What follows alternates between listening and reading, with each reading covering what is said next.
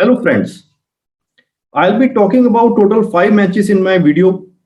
The two matches today of West Indies versus Bangladesh and Pakistan versus Afghanistan, and also about yesterday's match on 28th October, Australia versus Sri Lanka. And I will also be giving you my predictions about the two matches tomorrow on 30th October, South Africa versus Sri Lanka and Australia versus England. So first of all, let's start with the yesterday's match, Australia versus Sri Lanka, and that was a really good match for Australia. Good news for Australia, but bad news for other teams in the group because David Warner came back to form. And with David Warner coming back in form, Australia has become a strong contender to reach semi-finals. Because with the David Warner, the thing is that he is really consistent. He starts scoring in all the matches once he is in form, and he has not really scored much in the recent past. Like he didn't score in the IPL, he failed in the first match also. So Warner must be also hungry to score runs. And now tomorrow there is match between Australia and England. So England must be cautious of David Warner. And Aaron Finch also scored some useful runs, some good runs. Australia had a good opening partnership, and I think Sri Lanka had posted a good total 154 for 6. And if Australian openers hadn't clicked, I feel that Australia would have found it difficult to chase this total. And Sri Lanka also played well, they posted a good total and they also bowled well. But the thing which worked against them was that Australian openers came back to form, and that's why Australia won. And then talking about the today's matches, first match was between West Indies and Bangladesh, and what a thrilling match that was! I would say that was one of the best matches of this tournament. A really thrilling match, and ultimately West Indies won this match not in a convincing manner, but I would say that it was a face-saving victory for them because if they had lost to Bangladesh this match also, then they would have finished last in the group stages. But now, as they have won this match, it could have gone either way in the last over. They just managed to win on the last ball. And Bangladesh, now it looks really difficult for them. I feel Bangladesh, there are a lot of chances that Bangladesh will finish last in that group table now because now they will be facing three toughest teams of the group: Australia, South Africa, and England. And West Indies in their batting had a poor start, but they still managed to post a fighting total of 142 for 7, mainly due to their wicketkeeper Nicholas Puran coming back to form, who hit 40 net out of only 22 balls. And then they included Jason Holder for the first time in this tournament. And I was surprised why they were not including Jason Holder. Holder was not even in their main squad. I noticed he was in the reserves. Well, Jason Holder is one of the best all-rounders of the world. He should be there in the playing 11. For me, he should be the captain of West Indies team. Holder was the captain earlier also. And Holder bowled well and also in the last few overs hitting 15 runs of only 5 balls. And because of that, West Indies could reach a fighting total. And then Bangladesh performance has been a letdown. Bangladesh should have chased down this total. It was not a big total. It was a fighting total. But if Bangladesh had to do something, that then they should have chased down this total. But they disappointed their fans and ultimately failed to chase this total and lost by 4 runs.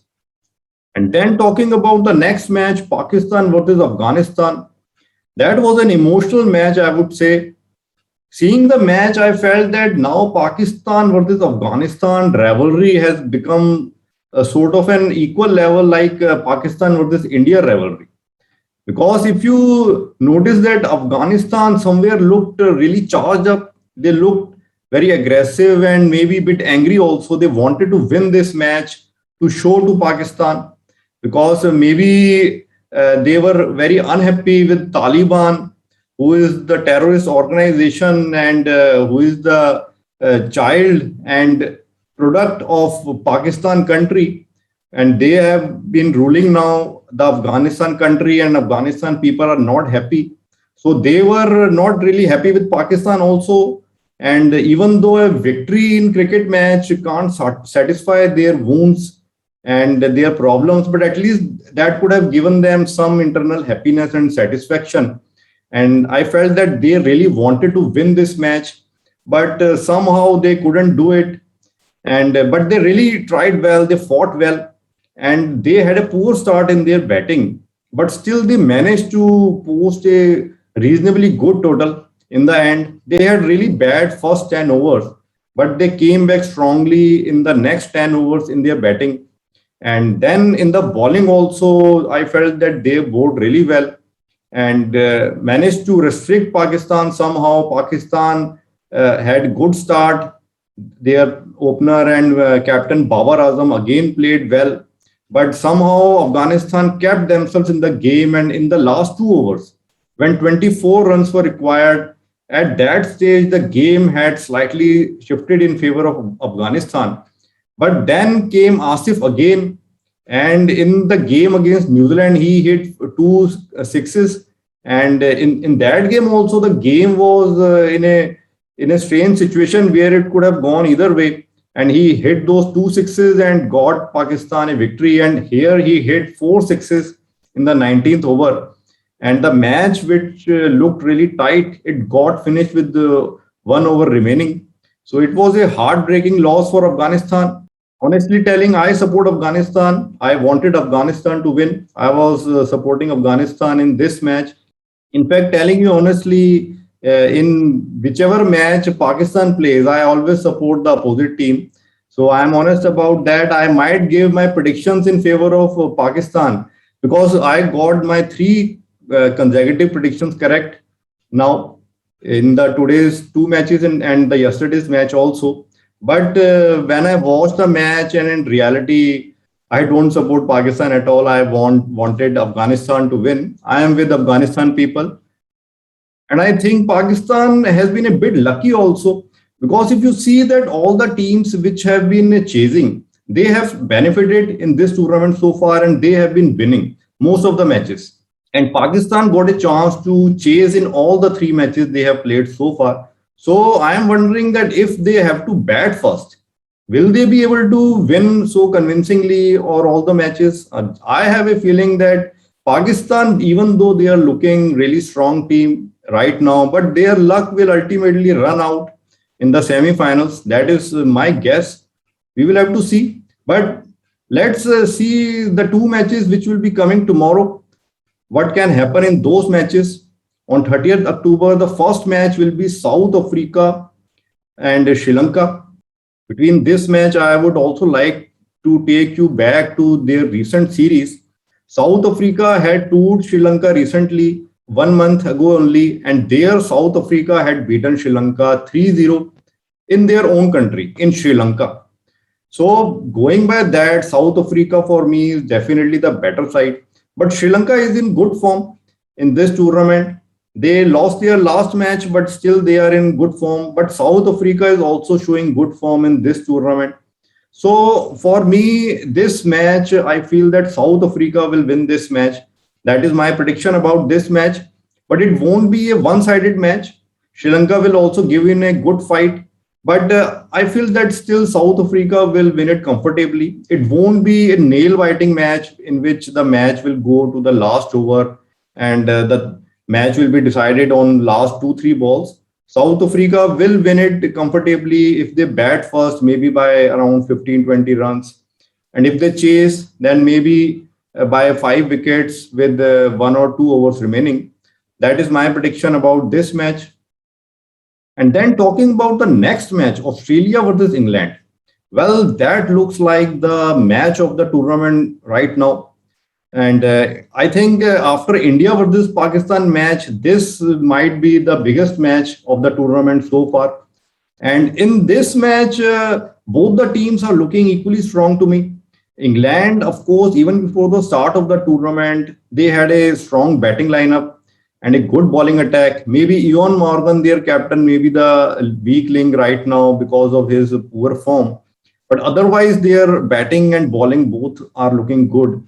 And Australia, In case of Australia also, even though before the start of the tournament, they looked slightly weaker because of the loss of form of their openers. But since David Warner has come back to form and Aaron Finch also showed some form, and they also have really good bowling attack. So this match looks 50-50 to me. I think this will be a close match, and maybe this match will decide that which team will finish first in the group table. Whichever team is going to win, I feel that team will finish first in the group table, and that team most possibly will qualify in the semi-finals, and the other team will be competing with South Africa for the other semi-finalist spot. And talking about the match prediction, I would like to share something with you before giving my prediction. I noticed in some of the videos of some astrologers and some tarot readers, although my predictions are only based on cricket analysis and my cricket knowledge and a bit of intuition, you can say. But in most of those, I saw 3, 4 videos, I saw that they were favoring Australia, that Australia will win. They are a sure shot semi finalist. Sure. But here, my thoughts are a bit different. I feel for me, England team is a sure shot semi-finalist. So I was losing a bit of my confidence also while choosing my prediction that whether I should trust my own analysis or not. But I have decided that I will go with my own analysis. And for me, this match, although it is a 50-50 match, but still, if I have to favor one team, I feel England looks slightly stronger to me because in case of Australia, if their openers fall early, then I feel that they will struggle again. But in case of England, they have more depth in their batting, and their middle order is also looking stronger to me compared to Australia. So I will pick England as the winner of this match. I think this will be a close match, a nail-biting match in which England will ultimately win. This match might go to the last over also. We will have to see that. So let's see how these matches goes. If I can continue giving correct predictions so far in this World Cup, most of my predictions are proving to be correct in group stage. So let's see, friends, how it goes in the two matches tomorrow.